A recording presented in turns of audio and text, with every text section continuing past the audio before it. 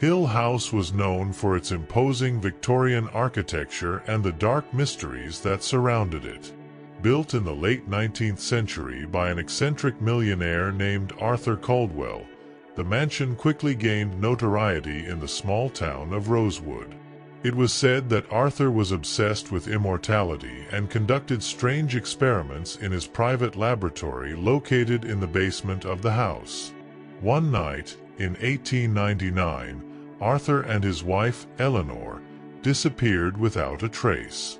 The local police investigated the case but found no clues about the couple's whereabouts. The house was abandoned, and the residents of Rosewood avoided going near it, fearing the ghost stories and strange noises that came from inside the mansion. Decades later, in 1975, the Thompson family decided to move to Hill House. George and Margaret Thompson, along with their two children, Emily and Jack, were eager to start a new life in the countryside. However, shortly after moving in, inexplicable events began to happen. Doors that closed by themselves, whispers in the middle of the night, and shadows that seemed to move through the corridors. Emily, the eldest daughter, began to have disturbing dreams about a mysterious man who called her to the basement. One of those nights, she decided to follow her instincts and descended the dark stairs leading to the basement. There, she found an old, dust-covered diary that belonged to Arthur Caldwell. The pages of the diary were filled with notes about macabre experiments and ancient rituals. Among the notes was a map leading to a secret room hidden behind a false wall. As Emily read the diary, she began to hear footsteps approaching. Her heart raced, and she quickly hid the diary, promising herself that she would return the next day. However, her curiosity had already awakened something in the house, something that did not want to be discovered. George, Emily's father, also began to notice strange things. During the renovation of the house, he found a secret passage behind an old fireplace. The passage led to a dark tunnel that seemed never to end. Determined to discover what was hidden there, he grabbed a flashlight and began to explore the tunnel, unaware that he was about to uncover secrets that would change their lives forever. Margaret, on the other hand, felt a constant presence around her. Objects disappeared and reappeared in different places, and she began to hear voices whispering her name. Desperate, she decided to seek help in town. She found an old resident who knew the history of Hill House well and was willing to share her knowledge. Meanwhile, Jack, the youngest son, began to see a ghostly figure in the house's mirrors. The figure seemed to be trying to communicate with him, but its messages were always enigmatic and disturbing. Curious and brave, Jack decided to follow the clues the ghost gave him, leading him to uncover a dark truth about the house's past and the fate of its former owners. With each discovery, the Thompson family found themselves more entangled in the mysteries of Hill House.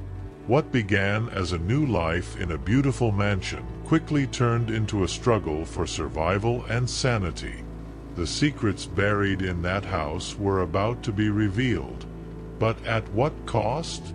As George explored the dark tunnel, he felt an oppressive presence around him.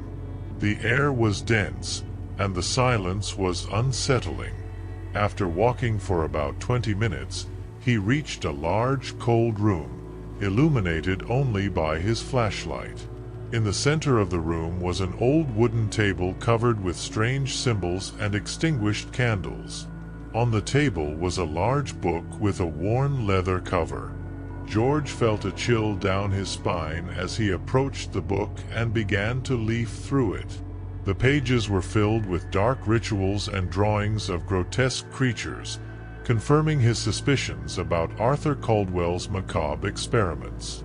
Meanwhile, Emily, determined to uncover the mysteries of the diary, returned to the basement in the dead of night. This time, She brought a flashlight and tools to open the secret passage indicated on the map. With great effort, she managed to move the false wall and revealed a staircase leading further down. Trembling with fear and excitement, she descended the steps and found a room filled with vials, strange instruments, and a large number of documents. Among the papers were letters from Eleanor Caldwell, in which she mentioned voices that tormented her and a dark presence that seemed to be always by her side. After talking with the old resident of Rosewood, Margaret discovered that Arthur Caldwell had an unhealthy obsession with immortality, and that many believed he had made a pact with supernatural forces. The woman warned Margaret of the need to leave the house immediately, but Margaret knew she could not simply abandon her family. Determined to protect her loved ones, she began to seek information on how to break the possible pact and rid the house of the curse that haunted it. Jack, increasingly haunted by the visions of the ghost in the mirrors, decided to confront the spectral figure. One night, armed with a recorder and a lot of courage, he entered the bathroom where the ghost usually appeared. Activating the recorder and facing the mirror, he saw the figure again. This time, the ghost seemed clearer and was clearly desperate to communicate something. Jack heard muffled whispers and felt an intense cold around him. The ghost pointed to a specific spot in the mirror before disappearing, leaving Jack with more questions than answers. Over time, the clues began to fall into place. George discovered that the book he found in the tunnel was a grimoire used by Arthur to perform his rituals. Emily found a crucial letter revealing that Eleanor had tried to stop Arthur but was tragically silenced. Margaret discovered that there was a way to break the pact, but it would be risky and would require the family's unity. Jack finally deciphered the ghost's message. The spot in the mirror indicated the location of an essential object for the liberation ritual. The Thompson family was now united by a common goal: to free Hill House from its old demons and find peace. But the path would be dangerous and full of challenges, as the dark forces that inhabited the mansion would not surrender easily. With each step, new secrets would be revealed, testing the limits of their courage and sanity. With the ritual approaching and the tension mounting, the family prepared to face the longest and scariest night of their lives. Would they be ready to confront the horrors of the past and ensure a safe future, or would they be consumed by the same forces that destroyed the Caldwells? Hill House awaited, dark and impassive, as the Thompson family's fate hung in the balance. The decisive night finally arrived. The Thompson family gathered in the living room of Hill House, surrounded by the objects and notes they had collected over the weeks. The tension was palpable. George held Arthur Caldwell's grimoire, while Margaret held the map found by Emily. Jack, with the recorder ready, was determined to follow the ghost's instructions. Emily, with her eyes fixed on the stairs leading to the basement, felt a mix of fear and determination. Following the plan, the family descended to the basement, where Arthur's secret room was located. The candles were lit, illuminating the arcane symbols that adorned the walls and floor. Margaret began reciting the words she had found in her studies, an ancient exorcism ritual that promised to break the pact. George, beside her, read excerpts from the grimoire, trying to ensure that everything was being done correctly. Meanwhile, Jack positioned himself in front of the mirror in the bathroom, where the ghost had repeatedly appeared. He believed that the spirit was trapped and needed to be freed to help the family complete the ritual. With the recorder in hand, he began to ask the spirit questions, seeking guidance. The ghostly figure appeared once more, its eyes filled with despair and urgency. With slow gestures, it indicated that Jack should break the mirror. Seized by sudden courage, Jack grabbed a hammer and, with a strong blow, shattered the mirror. Behind the shards of glass, a small cavity was revealed, containing an old medallion. Upon touching the object, Jack felt a wave of energy course through his body, as if he had established a direct connection with the spirit. In the basement, Margaret and George sensed a change in the air. The room seemed to vibrate, and the candles flickered intensely. Emily, who was beside her mother, noticed that the shadows on the walls began to move independently, forming human figures that twisted and whispered. She recognized some of the faces as those of the former residents, including Arthur and Eleanor Caldwell. With the medallion in hand, Jack ran to the basement and joined the family. The ghost that had guided him was now by his side, visible to all. It was Eleanor, the former owner of the house, who was trying to protect the family from the horrors her husband had unleashed. She gestured to Margaret, indicating that the medallion should be placed at the center of the symbol drawn on the floor. With a final collective effort, Margaret placed the medallion in the center of the circle and completed the recitation of the ritual. Immediately, a bright light emanated from the symbol, and a strong wind swept through the room, extinguishing the candles. The shadows screamed and dissipated, being pulled into the circle until they vanished completely. The ensuing silence was deafening, as if the house itself was holding its breath. When the light finally faded, the room was at peace. The air, once dense and oppressive, was now light and calm. The dark presence that had haunted Hill House for so long was finally gone. Eleanor, the ghostly figure, looked at the family with gratitude before disappearing, leaving behind a feeling of relief and closure. The Thompsons ascended the stairs, still dazed by the experience. The house, now free of its curse, felt welcoming and filled with new energy.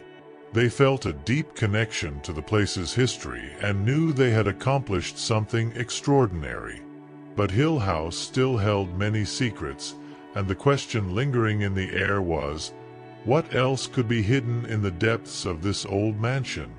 This was just the first battle won. The dark past of Hill House might still have more revelations, and the Thompson family was ready to face them together.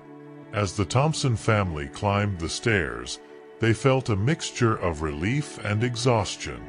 Hill House, now bathed in an unfamiliar tranquility, seemed to have transformed. However, there was still unease in the air, a sense that not all mysteries had been unraveled. George, still holding the grimoire, noticed that some pages were missing. He wondered what else Arthur Caldwell could have hidden. Margaret, for her part, felt a residual presence, something she couldn't explain but kept her alert. Emily and Jack, despite the victory, knew the house had more stories to tell, more buried secrets waiting to be discovered. As they settled in for the night, a soft noise echoed through the house, a sound only Emily heard. It was a distant whisper, almost imperceptible, but it made her stop and pay attention. The whisper seemed to come from the upper floor, from the room they had never been able to open. Emily's heart raced as she tried to discern the words. "Help me." The whisper was clear now, and the chill that ran down Emily's spine confirmed that the battle was far from over. She looked at her family, who finally seemed relaxed, not having the courage to disturb them with her new concerns. Determined, she vowed to find out what else Hill House was hiding. That night, while everyone slept, Emily took a flashlight and climbed the stairs towards the locked room.